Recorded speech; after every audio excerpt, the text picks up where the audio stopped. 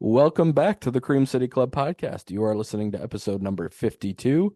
I'm Spencer Michaelis, and as always, I am joined by Gunnar Amelunk. Gunnar, how you doing today? Happy to be back. It's been we took a little bit of a break there, and I will apologize on my half at least. I didn't really consider what that would look like with 4th of July and everything that's going on schedule wise, but I apologize for the lack of warning on our behalf because people are, of course, were missing our episode last week and wondering where we were, but we were thinking about sports. We were thinking about the Brewers, talking about the Brewers and Bucks. We just didn't have time to sit down and talk about it in a formal setting, but we're back and better than ever, Spencer, I guess. Of course. Yeah. Yeah. Yeah. Did you enjoy your 4th of July? Yeah, I saw some fireworks in Pewaukee. I guess that's too much information nobody cares about, but did you see fireworks? I think you've I got the am, take of oh, horrible I fireworks. have Yeah. fireworks takes. Yes, I am Yeah. You don't like them. extreme anti-firework. Yeah. The only time I am okay with fireworks are in a celebratory fashion during sports moments because it adds. It's not its own thing on its own. It's adding to a moment.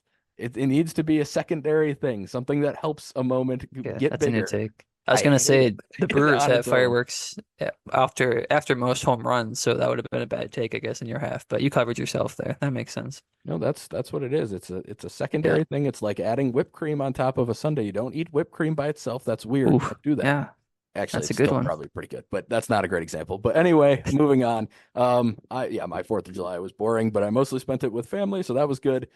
Did not see fireworks, purposely avoided those. That was again, that is my take, and I'm going to stick by it forever. If you are listening and you haven't yet subscribed, please take a moment to do so on whatever platform you are listening on. Take the time to rate us 5 stars if you believe we deserve that. Follow us on Twitter at the Cream City Pod to stay up to date on these episode releases, even though we didn't really keep you up to date on this last one not happening. And today is going to be focused on the Bucks. So, Gunnar, what do we got coming up? Yeah, it seems like we've been talking a lot of Bucks recently. I know we had one episode last time, but we actually had two separate days we recorded on that, so it's been three straight Bucks ones. But we'll get back to the Brewers, I promise, probably the next episode. Has a lot of Brewers coverage this week, so we thought we'd give him a break, and we got a lot of Bucks news to get to, of course, too, that we missed. So a lot to talk about. But yeah, so obviously what we missed first was the free agent signings that we made. Um, we have an interesting tidbit as far as free agency goes with one of our star players recruiting somebody potentially, or a couple people, somebody, or somebodies. And then a former Buck, recently former Buck went and signed somewhere else, and our reaction to that. We have the official Summer League roster that was announced, which starts already Saturday or Sunday this weekend. They start playing again, so we get Bucks basketball very soon. And then we have the official Bucks coaching staff that was also announced. And then we talked about it last episode, I believe, at least a little bit, or one of the last episodes, Giannis going to the Olympics. Now he's officially going to the Olympics because he won his games that he was supposed to, and had an awesome run, and he made it. He's going to Paris, which is awesome. So, Spencer, I guess we'll start with those roster news first, and the biggest news that we've got. The Bucks did sign two people since we've talked that will be on the roster officially.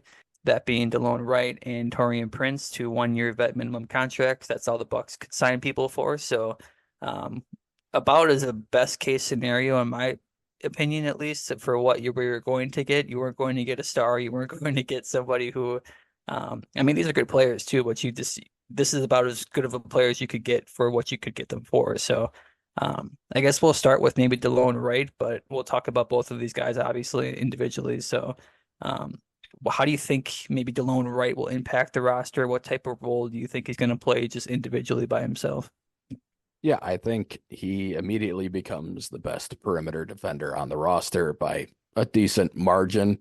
Um, he's been one of the best. I mean, they're an iffy stat because if you're selling out for steals, you can leave yourself pretty vulnerable on defense. So it's not always a great stat.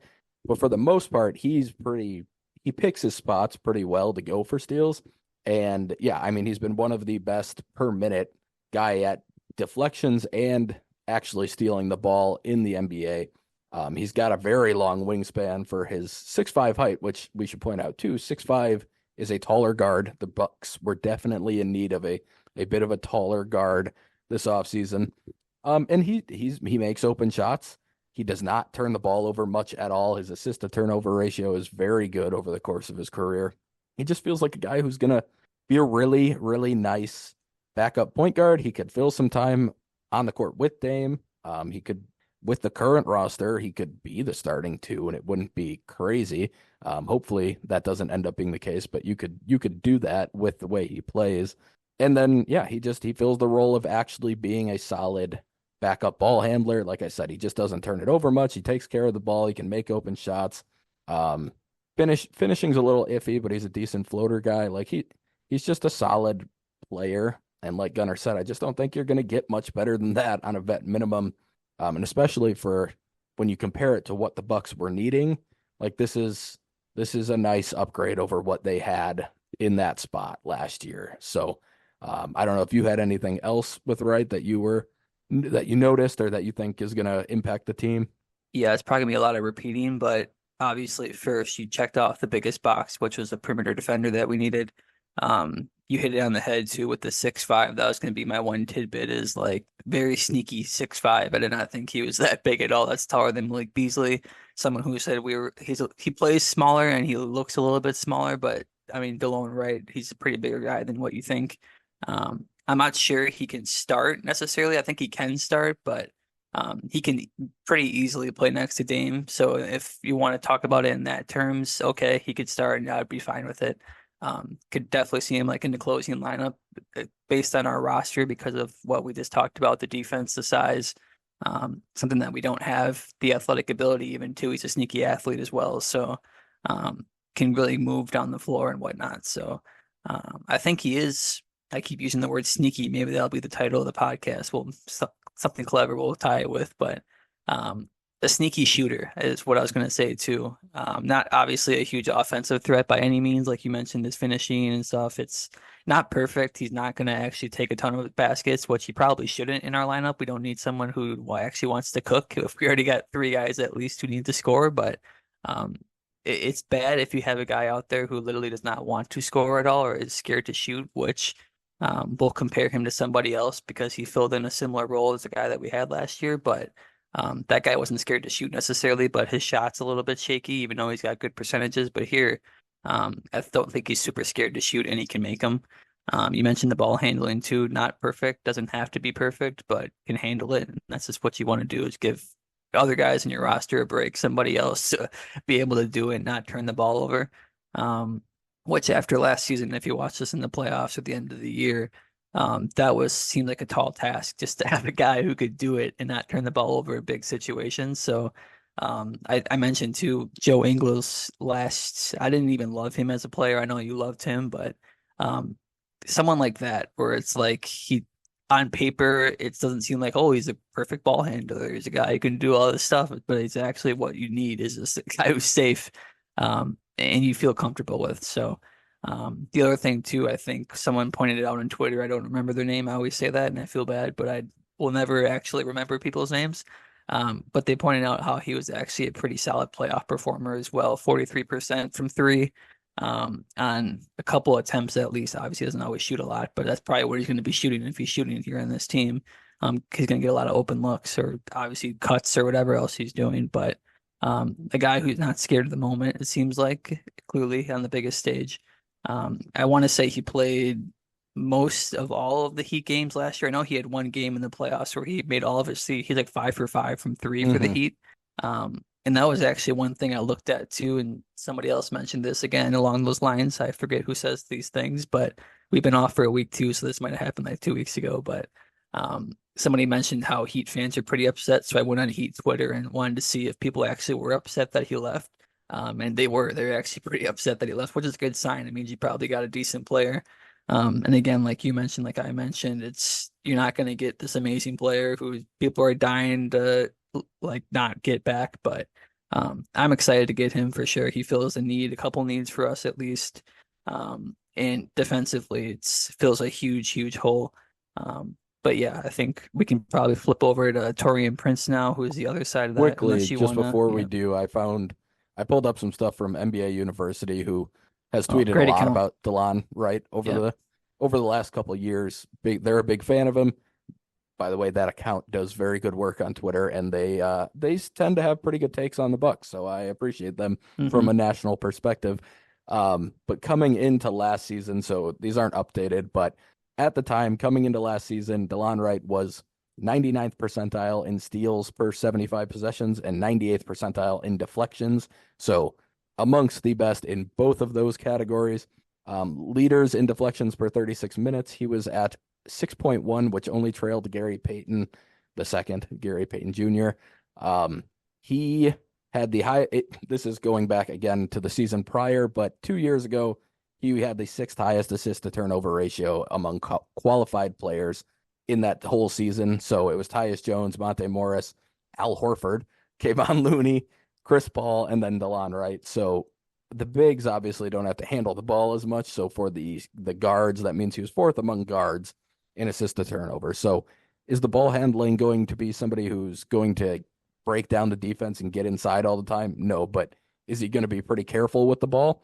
Is he going to take care of the ball, not make mistakes that lead to breakouts or early easy baskets for the other team?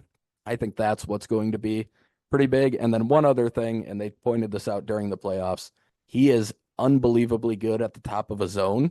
And we know that Doc went to zone a decent amount with the Bucks, and he has in the past as well. He did super well in that role for the Heat. It feels like somebody who could, like, you put Andre Jackson and DeLon Wright on the top of your zone, teams are going to have a hard time breaking that down.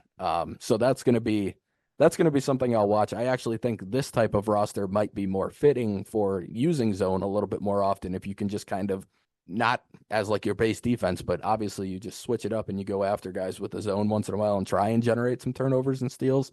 Him and a guy like Ajax could definitely wreak some havoc doing that. So those were the only things I wanted to add, but we can move on to Taurean Prince. So Gunnar, I'll let you kick that one off. What do you think with him? What are you hoping we get out of him? And I guess what role do you see him playing this year? A pretty big one, honestly. And first, people wanted to mention how we'll talk about relationships later and what that meant. And we actually call this a little bit of like what maybe the coaching staff might bring. Darvin Ham seemed to have a pretty good relationship with Taurean Prince. If you're on Twitter, you probably thought it was a bad one because Laker fans were just so upset that this guy was playing so many minutes, playing over certain people, playing in certain situations that he shouldn't have been.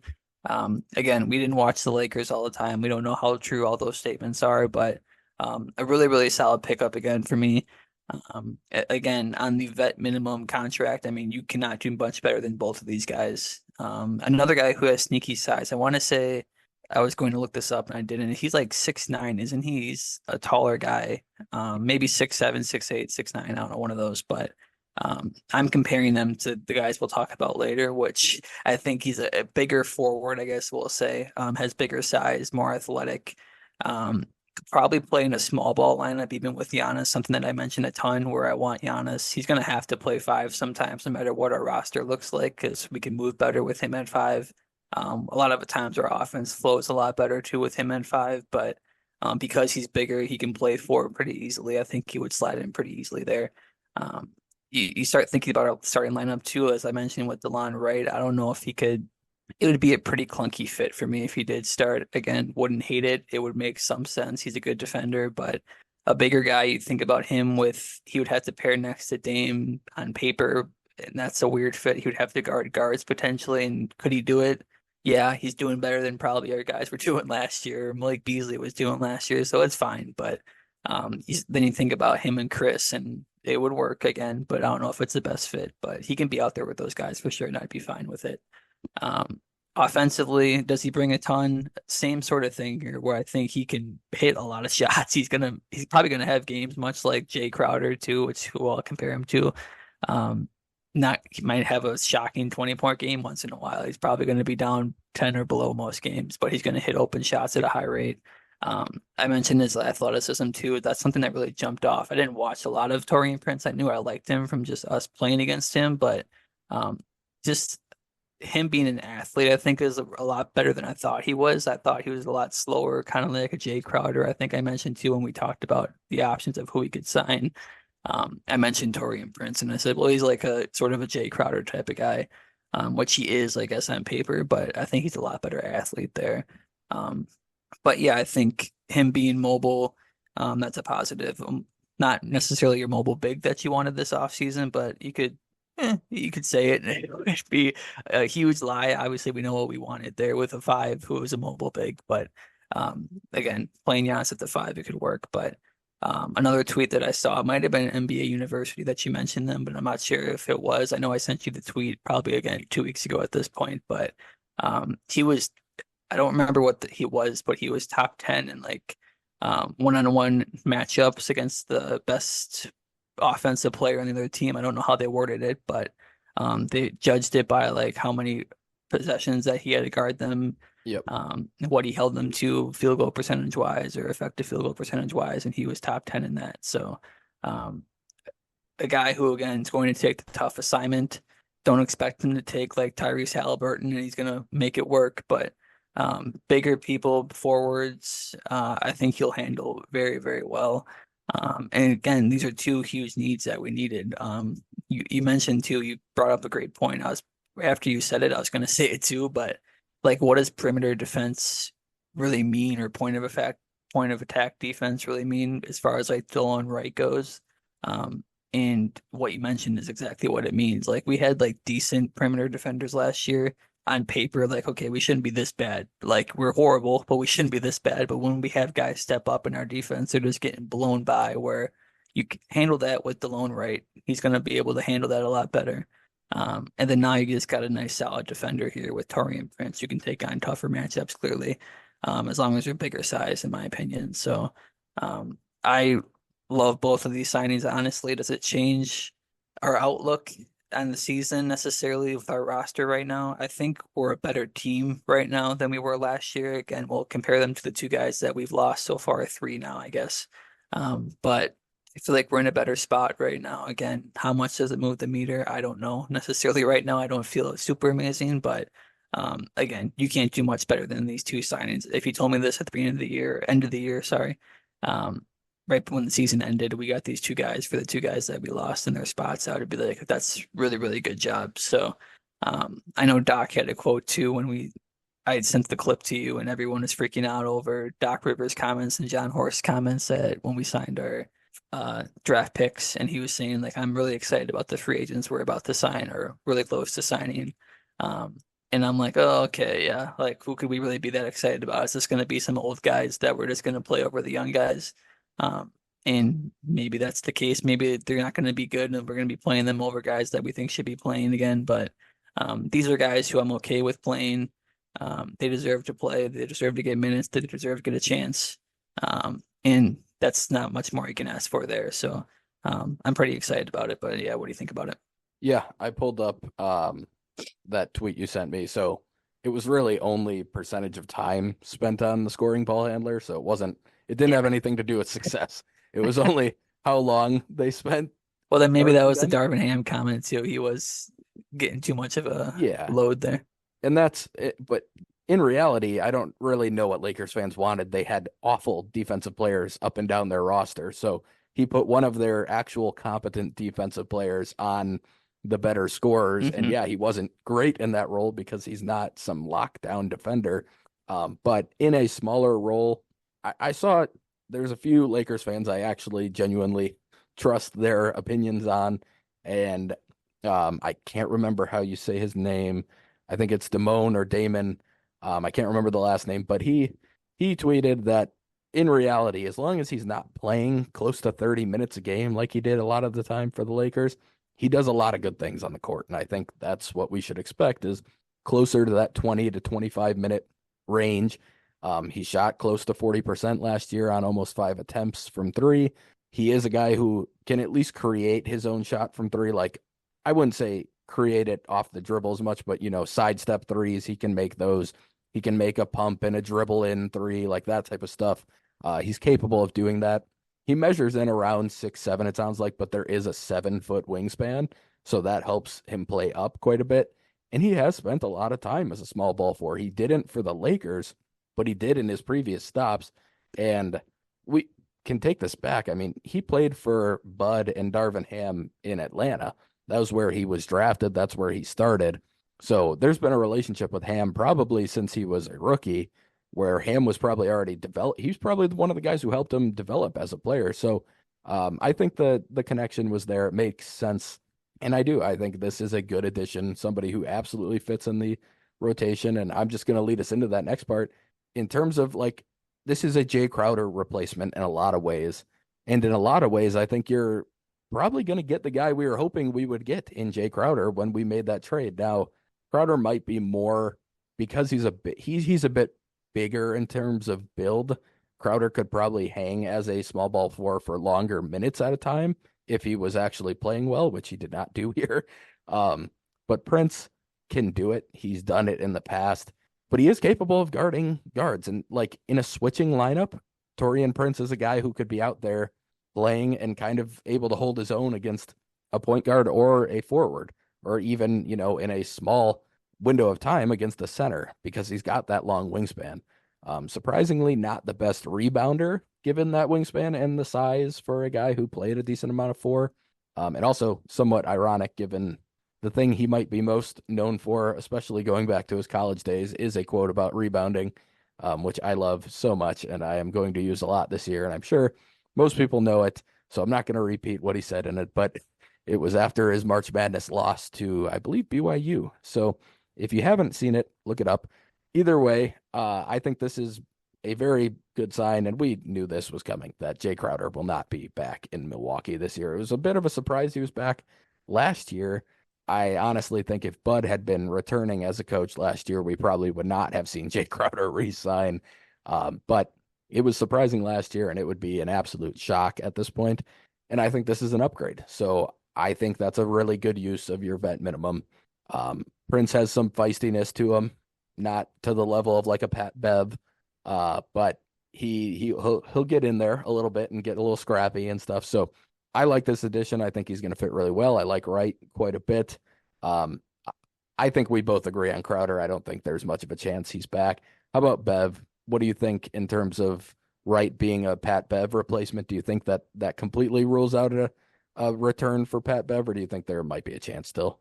I think roster wise, no, because you can make a world where we mentioned right size. He could be a two and you can live with it. And then you have the backup point guard with Pat Bev.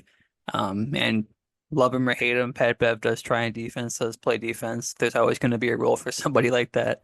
And he's a guy who I'm not sure what the equivalent of this is. Maybe like a long relief pitcher, sort of type of role in the NBA for a guy who will eat up 20 plus minutes on any given regular season game and actually give you some offense. That would bring a lot to this team. Do I want either of them back necessarily? No, I really don't. I think mostly because at this point, even though I mentioned Pat Bev, we don't really have another young guard who could step in, obviously, AJ Johnson, I guess you could say, but not really the point guard who could lead an offense sort of role. But at that point, you're looking at guys who are like 9, 10 on the rotation, and then it's like, what are we doing there? We want the old guys at the end of the bench who are going to take up spots from the athletic young guys who, if they have to play, at least we get something different there and they get experience, whatever the case may be. But um, I still think I'm the only I don't even want to say believer. I just was not hurt by Jay Crowder at all last season or even the last 2 seasons. Was he good? No, he wasn't good, but I just don't think he ever had a huge enough role for me to be too mad at him. I can be mad at the 5 draft picks. I can absolutely be mad at that trade.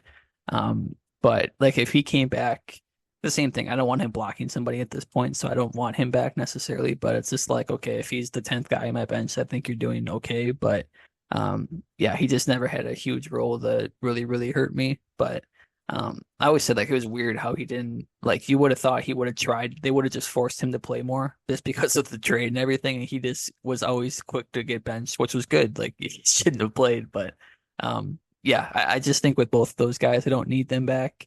I don't want them back. But these guys, as I mentioned earlier, very, very clear upgrade in those exact roles from those guys. So you did a really, really good job, even if they're not back, even if they're back, of just replacing that spot, getting better in that spot, getting younger too. We should probably mention that. I don't know. Delon Wright's like what, 31? So 32. unfortunate that that feels young for us, but that does feel young. Taurean Prince is like 30. That Yep. feels super young for us somehow. But we did get younger, we got better, and that's really all you could have asked for there. But again, wouldn't hate if they're back, but whatever the case may be. But How do you feel? Do you think they should be back? No, I don't want Jay Crowder back. I don't know. I disagree with you. I think he was god awful for the Bucks, like just terrible. He And had a good no, he start didn't. last year. And he didn't consider, like, I guess he didn't hurt him that bad because you're right, the coaches made the correct decision to not play him in most scenarios, and that was fine. He also was hurt a ton with Hmm. us, so that impacted how much he was able to play. But I don't think Pat Bev comes back on this current roster. I think I could see like a Pat Connaughton trade and then Pat Bev coming back just because Hmm. the wing depth is pretty big and obviously it's very young, but the wing depth is a lot bigger than the guard depth. So if you open up a roster spot with a Connaughton trade or something, I could see Bev coming back and yeah, just being he would have to be okay with a much smaller role than what he got on the team that he just played for. And I'm not sure he will be. So I don't think he will be back, but I guess that's the one scenario I could see where it makes some sense for the Bucks.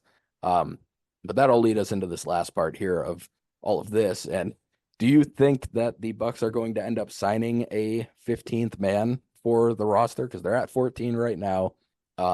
They have all the tax implications and everything else. A lot of second apron teams do usually leave this open spot on their roster just because it gives them flexibility in season and stuff too, and they don't have to pay for somebody during the whole season. So, what are you thinking in that regard, Gunnar?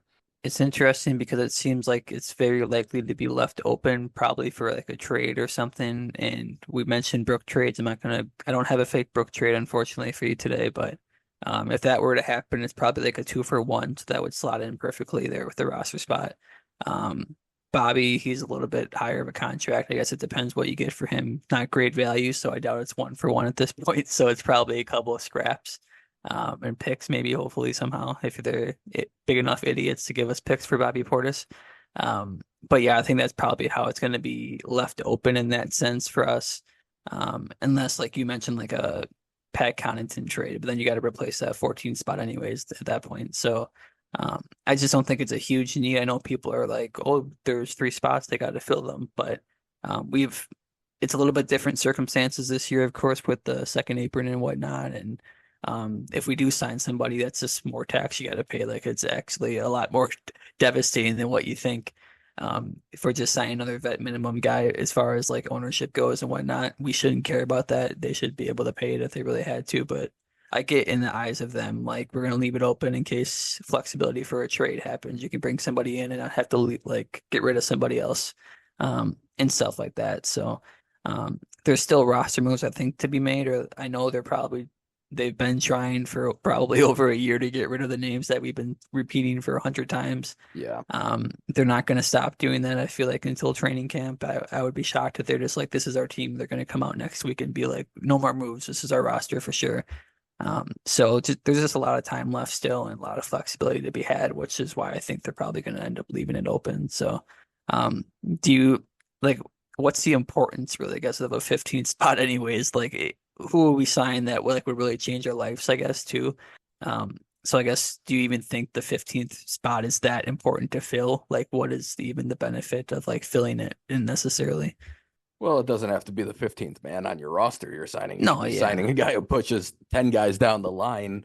Unlikely, obviously, given the current situation and the right. salary cap. But I I did find it interesting that Horst mentioned them having 3 open roster spots when he did his press availability. Um, we didn't think he would fill it after the deadline last year, and he filled it with Danilo Gallinari. Um, I'm gonna hold off on my answer for just a second because I'll lead us into this next part. So Dame was rumored to be making phone calls to Haywood Highsmith, who ended up returning to the Heat. Would have been a very nice fit for the Bucks. Apparently, the Bucks and Suns made minimum contract offers to Highsmith, and then the Heat were able to come in with their bird rights and up that to around 5 million, I believe, a year. So that obviously was a nice upgrade for him. He probably used it as leverage in a way, but the rumor was that Damian Lillard was making phone calls to Highsmith to try and get him to come to Milwaukee. And there's also a rumor out there with less supporting evidence that he was doing the same or is doing the same with Gary Trent Jr. So for me, a guy like Gary Trent is absolutely worth filling that 15th spot with. Um, there aren't too many other guys out there right now that make me feel like it that same way. Like I don't know that it's a spot you need to fill if you can't make a legitimate upgrade, but I think Gary Trent is your starting shooting guard and fills the Beasley role in at least a somewhat upgrade. He's a better defender. I don't think Trent is as good a defender as some people think he is, but I think he's a better defender than Beasley by a decent amount. Um, and he was a 43% 3-point shooter on catch and shoot last year. So a guy who fills that role well, has been in that role before. He's played with Dame before in Portland. They're apparently decent friends. So I think that's the type of guy you need it to be if you're going to fill that spot. I don't have a ton of confidence that he's going to be going for the vet minimum and actually able to be signed. But if he is, I would love for the Bucks to be the team to get that done. So we already have talked about in the past, and we just talked about it with Prince, how some of these connections with like Doc Rivers and now Darvin Ham, but other members of the coaching staff, all these guys who've been head coaches around the league, could play a role in signing some of these players on vet minimums, especially because you need to sell them on something other than money in these situations. But I guess what does it mean to have one of your star players kind of actively reaching out to these guys? Yeah, there's always a lot being made of over the years. We obviously have had a superstar. There's always been a lot made of how much Giannis recruits or how much, I mean, Chris, I guess, is a superstar to us, but probably not to other people, but he probably does recruit more than you think. These guys do go out and talk to people. We've had limited assets over the years, and NBA is weird like that. It's not like the MLB or MLB, excuse me. Or whatever the case may be. We don't have this open salary cap to where we can go out and sign whoever we want based on who we've got. And like I said, I think Giannis has done it more than probably people realize. We don't love him right now, but he was a good signing at the time. Bobby Portis pretty much came here because Giannis reached out and got him to Milwaukee. So, these guys do a lot, but to have someone like Damian Lillard be actively out there, it's clearly making it known that he's trying to get people here. It's a good feeling for sure. And he does have a big household name, of course. You don't expect people to come to Milwaukee all the time. We talked about how special of a place it is actually, even though it doesn't seem like a special place to some people. But I mentioned in the past, like LeBron trying to get people to come to the Cavs wasn't super easy for him. But I do think it's been a pretty easier way to get people to come to Milwaukee based on just our franchise and the culture that we built. But yeah, I mean, the resources obviously is the biggest problem here. Specifically with Haywood Highsmith, I think would be an awesome fit. Yeah, for the 15th spot, that would have been perfect. Gary Trent Jr. for the 15th spot would have been perfect. I think I know some people, even myself, was like, why couldn't we have just traded Pat Connaughton and got under the second apron and then gave Haywood Highsmith $5+ million? They could have matched still. I think that he could have done that. I think he was restricted so that they really wanted him back. They could have matched, but I just think people do not want Pat Connaughton to. It's another tangent I'd get on, but I think the Bucks are trying all of these options, trying to get somebody else in here, and it's just not going to work out perfectly. But yeah, it's a super, super good feeling to have somebody go out there and get guys for us or just show the motivation to do it. Like I said, it's probably been happening all the time. Does not mean it hasn't been happening, but it does feel good when it's like national news, so to speak, public knowledge that he's doing it, and maybe he's not done doing it with someone like Gary Trent, which would be awesome.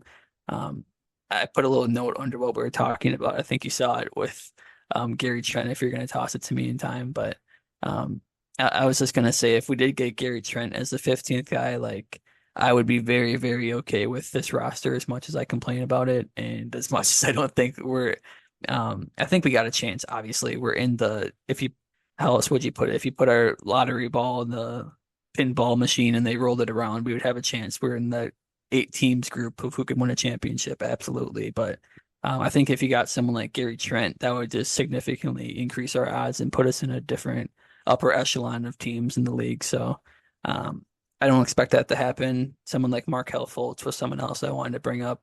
Don't expect that to happen either. But like those are a couple of guys that I do think would change our outlook on the year. But I guess along those lines of like people reaching out again, we don't know how much people reach out, but does it feel nice to at least know that we've got somebody out there trying to make this roster better? Yeah, I think so. I mean, Giannis has always been known for kind of not doing it. Like he actually talked to Bobby when that happened. And Kyle Korver, ironically, was one of the guys he talked to. But for the most part, Giannis has been uninvolved in recruiting. So having the actual, like you said, like obviously I love Chris. I talk about that a lot on here, but in terms of like superstar pull, he doesn't really have that. Though I will say NBA players probably give Chris more love than fans do. Players have a lot of respect for Chris, so I would imagine they probably do enjoy hearing from him. And we could talk about that in a little bit when we talk about the rookies again too. But it it's nice to have the guy that everyone knows, the big name, reaching out on your behalf, trying to get guys to come here. Like, yeah, that's a cool thing.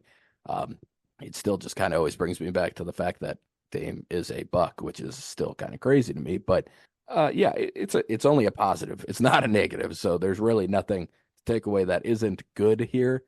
And it might help steal somebody that, I mean, like I said, Gary Trent played with them. Apparently they were decent friends. Like maybe that gives you a chance at this 1 year buy low, up the value on his next contract type of season from a guy like Gary Trent. So I'm good with that. We can quickly touch on the one guy who left Milwaukee and has officially signed with somebody else, and that's Malik Beasley, the guy we've spent a lot of time talking about kind of secondhand here, but he signed a 1 year, $6 million deal with the Pistons. For me, in terms of fit, like that's a really good fit for him, a team that probably won't be very competitive this year. Um, does need shooting badly. Like that team needs shooting. And for some reason traded a guy like Quentin Grimes in the process of this offseason while needing shooting. So he'll get to chuck a bunch of shots. He'll get a bunch of probably pretty open shots there, even though it's not a great team. And he upped his, I mean, he tripled what he made last year basically on this contract. So for me, good fit for him. I'm not shocked he didn't get more than that, given how the season ended both of the last 2 years with the Lakers and the Bucks with a pretty big downturn in the second half and then really no impact in the playoffs. But I guess, Gunnar, you had a question on here, and I'm going to ask you the question first. Knowing it isn't much more money, are you surprised or more surprised than before that he ended up leaving for just a kind of a slight upgrade in terms of money? Hmm. Yeah, I'll never count somebody's pockets. So I mean, we're sitting here saying it's slight amount of money. It is on 2K or it is somewhere else. But yeah, it is not at all. That's almost doubling his figure from last year, or what was it? Probably 2 million. So it's probably tripling it, like you said. Yeah. Doubling it from what I guess we could have gave him this year. I think it probably goes up a little bit. Just based on I think Delon got like 3.3. So if you double that, whatever. But yeah, I think on paper he seemed like he built a lot of great relationships here. He's got a chance to win here. Maybe that would have been more enticing fit for him. He shouldn't have been starting here. He shouldn't be starting here if he did come back this year. But there was a role there. We're trying to fill the Malik Beasley role somewhat right now. If a guy who can be a two guard, come off the bench, score a lot, whatever the case may be. Is it AJ Green maybe again now this year? Who knows? But yeah, I think in that way, it's weird maybe that he couldn't come back as for how close the number was, but at the same time, like I didn't love him. He wasn't going to play in the he shouldn't play in the playoffs. I think a lot of good teams realized that if they didn't before, which is why he ended up getting the money that he got. Still a really valuable player, probably somewhere else for in a different marginalized role for what he can bring. We've seen it before here with guys like that. If you keep them contained and don't have them play a bunch of 30 plus minutes in a playoff game, you're probably okay. But yeah, I'm not surprised he left. Wasn't expecting him to come back, but I'm glad he got his money tripled, doubled, whatever. Hopefully he can get his stock back up and get some more money next year. And yeah, I don't think we'll ever see him again, unfortunately. Unfortunately, Or fortunately. fortunately, who knows? I don't know. Yeah. But yeah, I don't think we'll see him in a Bucks uniform again, which is fine by me. He was fine. He would have been better and like you said, in a role that actually fit what he was capable of, but that was not what he was brought in to be. And unfortunately, with our roster, he needed to be more than he's capable of being. But I think that's a good time to move on. We've talked about the free agency stuff a lot now. Let's quickly, well, not as quickly, but we're going to talk about the summer league a little bit here. So um, first of all, Gunnar mentioned it's starting this weekend. The first game is on Saturday, July 13th. It's against the Bulls Summer League team. and it is at 3:30 Central Time. It'll be on NBA TV, so if you have that, you'll be able to watch. Roster-wise, a lot of players that we've seen in the Bucks organization already. So you've got your obvious ones in terms of the two rookies, AJ Johnson and Tyler Smith. You've got your returning two-way players in Ryan Rollins and Jalen Galloway. You have technically a two-way player last year in Ty Washington, who is not under contract currently. The new two-way player that the Bucks signed did not end up. Stanley Umude, I want to say Umude, is 27. He's a little older. He's got NBA experience. He's not on this roster. But then you do have some other experienced NBA guys, and Andre Jackson Jr., not really a big surprise to see him back on here. Chris Livingston, same. You've got Ibu Baje, who played for the Blazers. He was on a two-way deal with the Blazers last year. And then you have Marjon Beauchamp, and this is year 3 for a first-round pick who is already 23 years old. I guess we'll get into that a little bit more later, but that to me jumps out as a bit of a concern already with how they view him. But some of the names, I guess, that might have jumped out to you, Gunnar, that I took one that I want to talk about, but any names that jumped out to you that aren't already kind of on a roster in terms of either a two-way or on the Bucks roster itself? Yeah, sneaky one that again, sneaky, I had to use that word again, but another guy who not a huge name, which is why it's sneaky. It's a guy you've never heard of before whatsoever, but all of a sudden I saw his name pop up on Twitter a bunch and like the Bucks win a bidding war for this player and I'm like, who did we don't have any money. How did we win a bidding war? But I'm gonna butcher his name, but Devin I'm guessing it's Divine Divine. uh Eke. Eke, I would guess. Yeah. Played in the African basketball community, I guess they call it. This basically their league that they've got there. And had a really, really good showing, I guess, in the tournament or whatever they've had going on over there. And apparently people were just dying for this guy. I mean, I saw a couple of his highlights, like tall, lengthy guy, 6'9", smooth stroke, athletic. Again, don't have a bunch on him. He averaged like 17 and 11 during that time. So probably people would argue it's not obviously this amazing league that people point to and say, oh, it's great competition. He's just killing it over there. But clearly he's got tools that people are excited about. Older guy too, as you mentioned, or you mentioned to me off air, but he's 27 years old. So not necessarily the super young guy who's just waiting to get an opportunity. He's been waiting to get his opportunity for a while.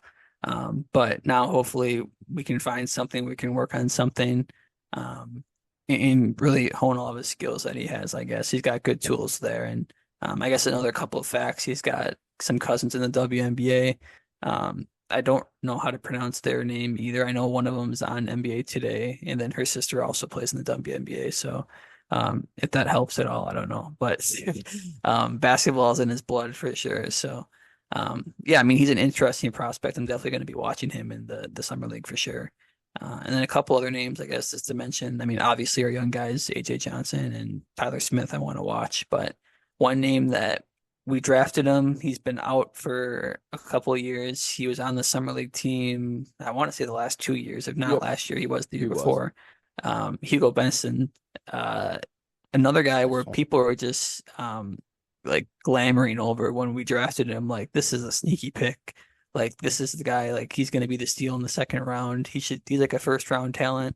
But of course no one hears about him because he goes overseas for a couple of years and then we barely see him in the summer league. But guard can score, really good shot again. I don't know how much he brings on defense, but an exciting prospect.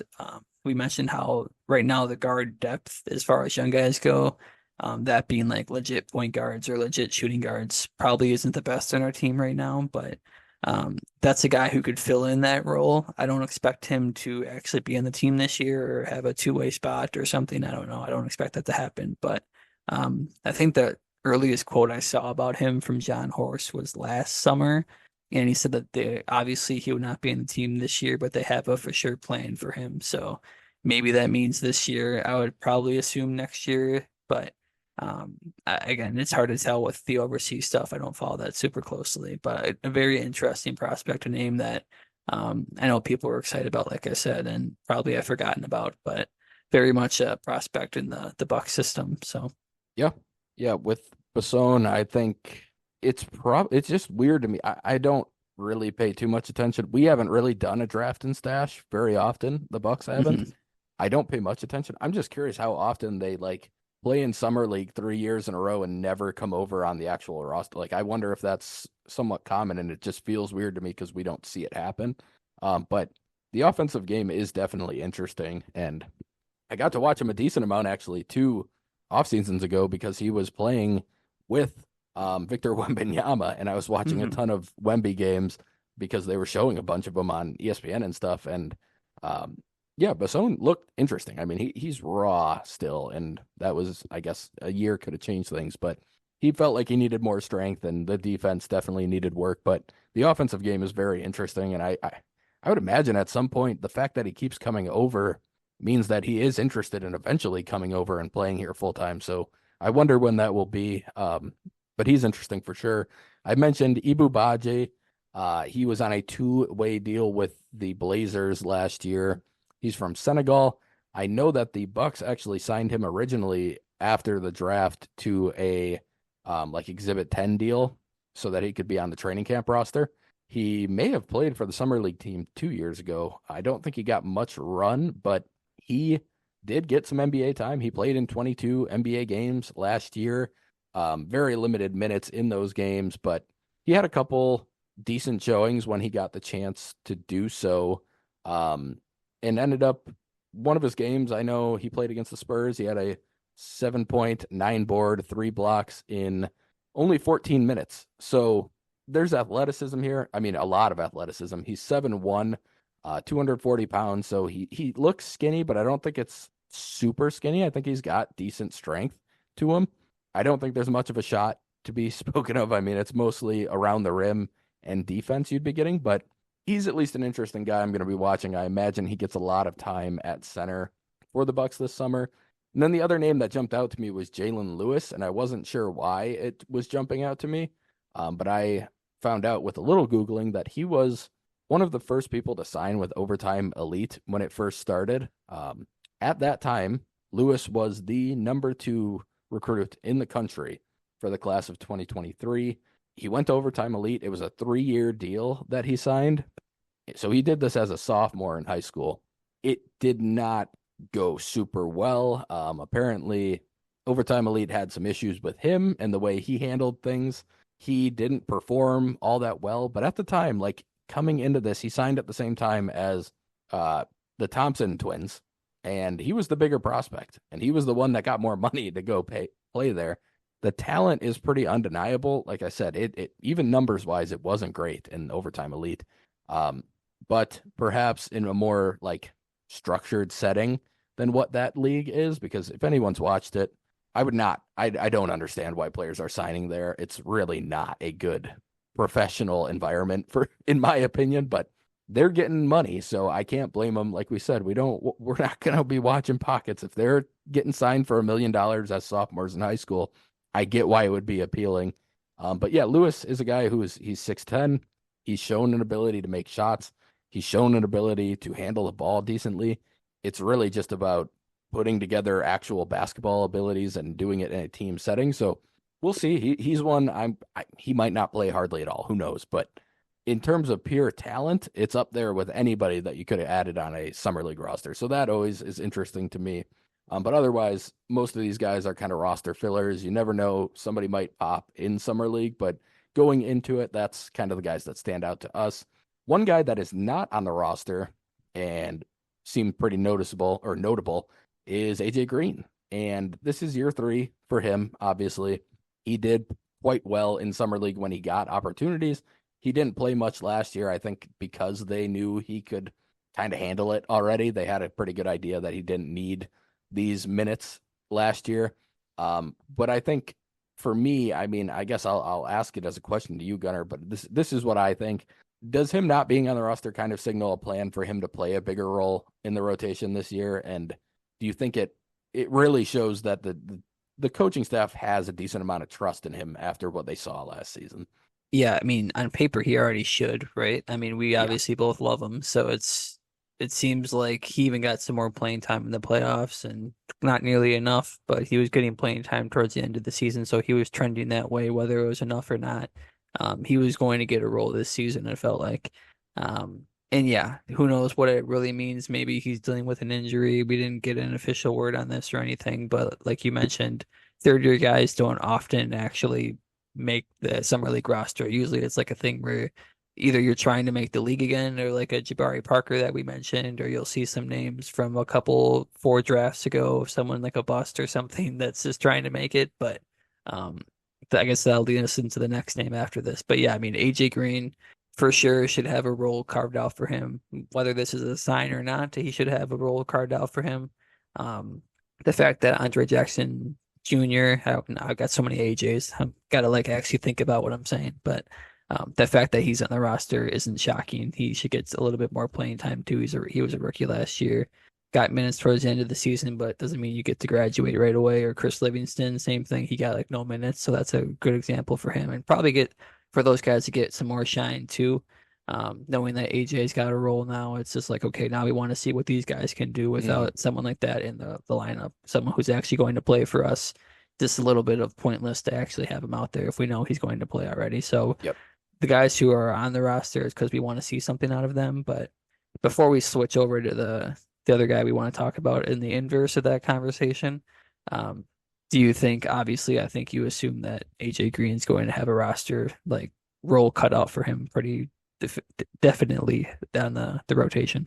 Yeah, I mean, if the roster doesn't change, he might be starting. I would not be Hmm. surprised by that at all.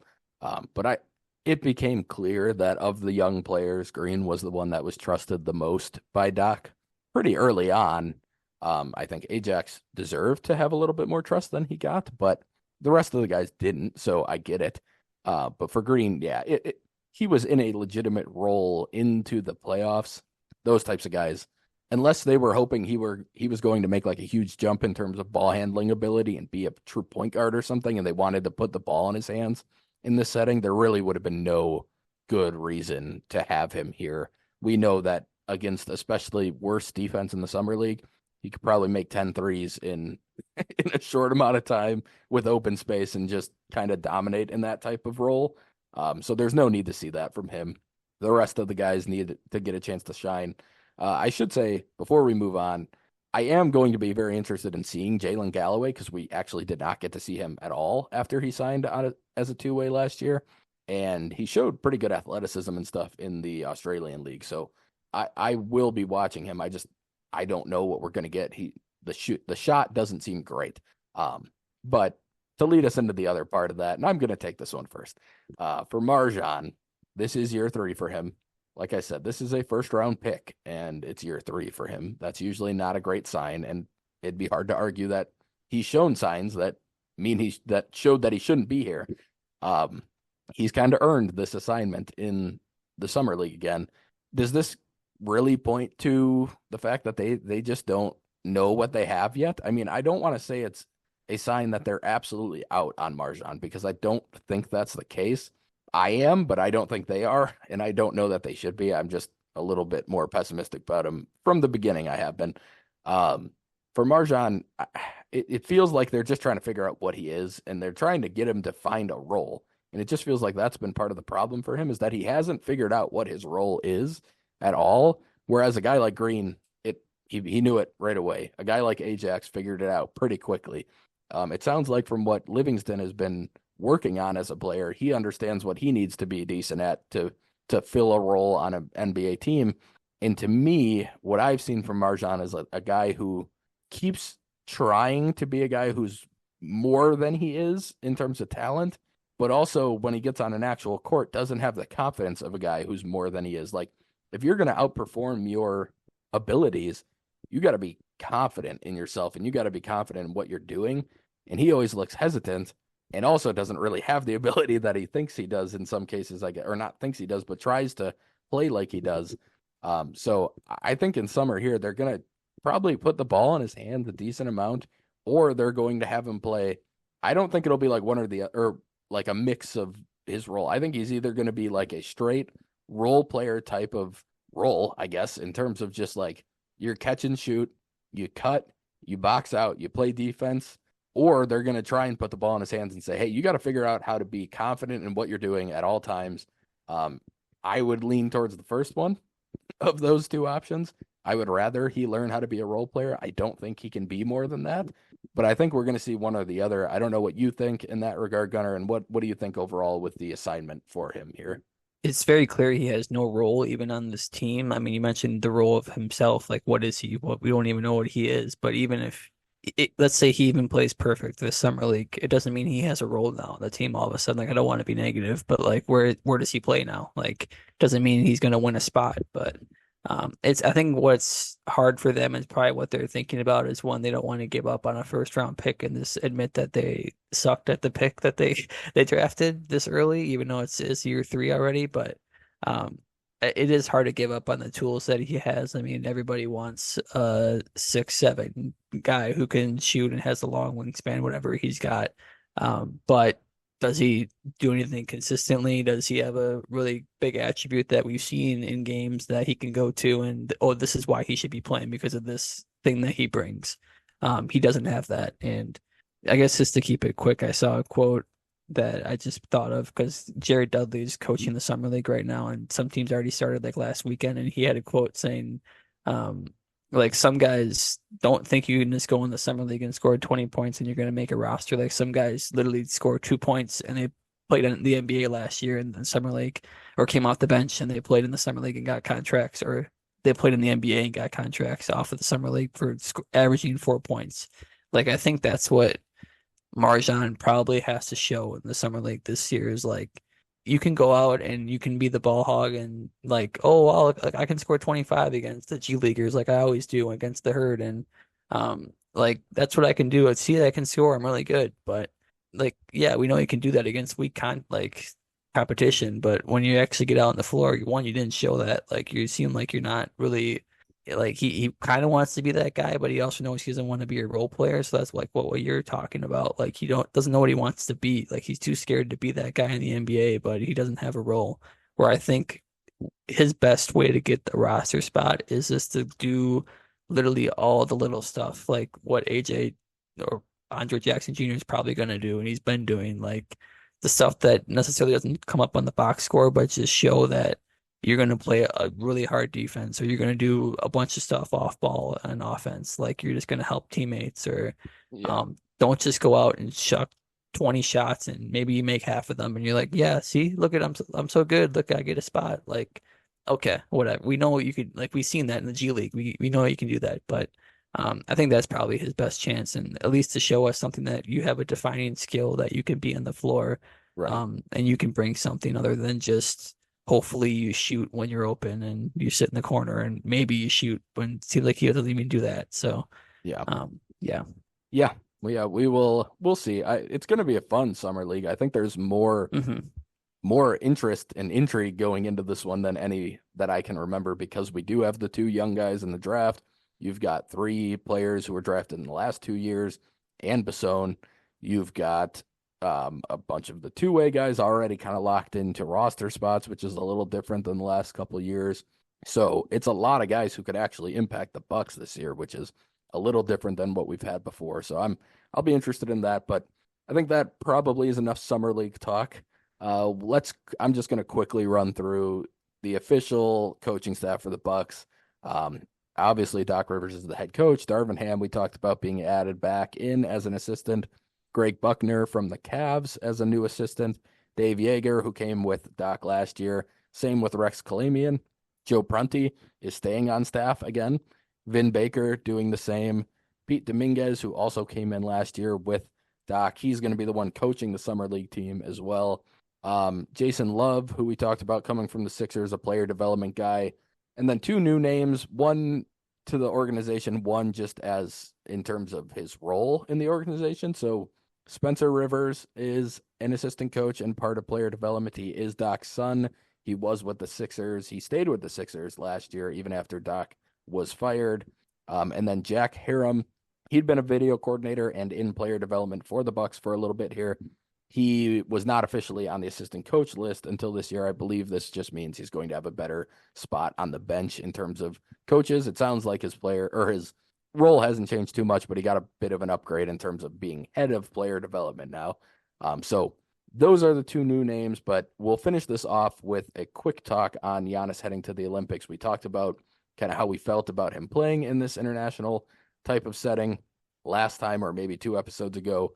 But his team ended up qualifying for the Olympics. And before we get into any of what happened there, I mean, we saw most people listening to this, I'm sure, saw how emotional Giannis was when they did end up making it. And it was at least somewhat reminiscent of what it looked like at the end of the finals when he won. Um, I think that for sure kind of put it into perspective how important this is to him. I think it also shows that even if the Bucks, who are not allowed to say no, they're not allowed to say no to a player playing in international competition. They can't do that. The only way they can even be involved is if they rule him as like medically unfit, I believe, to play in these things. They're not allowed to say no. But even if they could, I think it showed how much of a mistake it would be for them to do that. This clearly meant a ton to Giannis, and I was happy for him that he ended up qualifying. I wouldn't say I was super rooting for Greece just because, there is concern for the Bucks purposes. But once I started watching the games, I was like, all right, let's go Greece. Let's go Giannis. Like I got into it and I wanted him to win because it's Giannis and he's awesome. But beyond that, you can touch on that too, but I'll throw this to you. I mean, this was the first time we saw Giannis in action since he got hurt at the end of the regular season. It wasn't super easy to watch too much of the games, but we got to see highlights. We got to see him moving around well. Were you encouraged by what you saw? And I guess, are you still concerned that an injury might pop up here like we were before? And you can touch on the emotion part too, if you want. Yeah, I mean, we saw a game where he didn't miss a basket, literally. And that might have been his first game actually, but just on minutes restriction too, like he wasn't playing a lot, but in the minutes that he got, he was soaring and playing absolutely amazing. And then went head to head with Luka. Didn't have like a stellar performance, but he looks like Giannis. Like it's nothing to it's against a competition that he probably should smoke, but like you said, coming off the injury, there is a reason to be nervous watching him play. That's totally fine emotion to have. I don't think it should necessarily always be like, oh, he deserves to play there, and then you shouldn't have to freak out. Like I think in game one, he got his leg fallen on and his knee looked like it went sideways again. And you're like, oh my gosh, are you kidding me? On the first game of he was playing, this is what happened. Might have been the second game, whatever, but exactly what you're worried about or something he cannot control at all. But along those lines, he can't control it. That could happen at any point in any game. Does it suck that he's not wearing a Bucks jersey and it happens? I guess a little bit. I mean, I don't know. It would suck at any point. It's just like you said, watching him, how emotional he was at the end of that, actually making it. That just makes it all worth it for me. I put a little tidbit in there too on the sheet we've got, but it really did remind me of the finals when he was emotional after that. And to us, it does not even close to that feeling watching him go through that. And then you watch him make the Olympics, like we don't feel the same emotion at all, but he gets the same emotion, almost close to that. When we won the NBA finals, he feels almost identical to that going to the Olympics. Like I cannot take that away from Giannis whatsoever. And just to speak, I guess, in this play, one last second, I forgot to put this in here, but I just thought of it where there were some things coming out about his free throws, and we got a couple clips of him shooting a quicker free throw and having a quicker release, a lot less time thinking about it. I saw some stuff in the game where it looked a little bit quicker too. He had a new jump shot where it was quicker.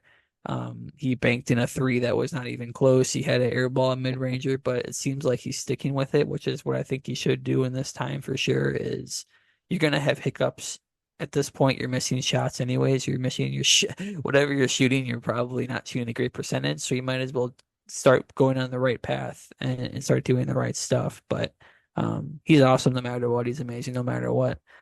We love him. I'm so happy that he's happy that he's going to the Olympics. And at this point now, like you said, I wasn't necessarily super rooting for him, or the team, I guess I should say. I shouldn't say I wasn't rooting for him. I'm always happy when he's happy. But now at this point, like I'll root for him at this point. I mean, if it's against the USA team, I guess maybe it's gonna be a weird who do I root for, but I hope he goes on a good run. And at this point too, it's a legacy builder. That's how we got to look at it. He's going to build the resume if he goes all the way and wins the ring.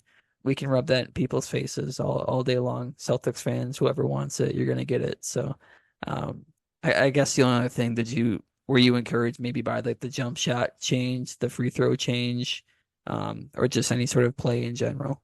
Yeah, I mean, I thought he played well. I will say, I thought Greece used him extremely well in their offense, and I hope the Yep, that Bucks too. learned a few things from that. But yeah, I still think that the faster free throw routine will only help him. I get the fact that he is trying to buy himself a breather sometimes when he's there, which is part of the equation, I think. But I do think it would help the numbers to just less thinking, less time to just sit there and visualize yourself potentially missing another free throw and getting booed and or not booed, but getting yelled at.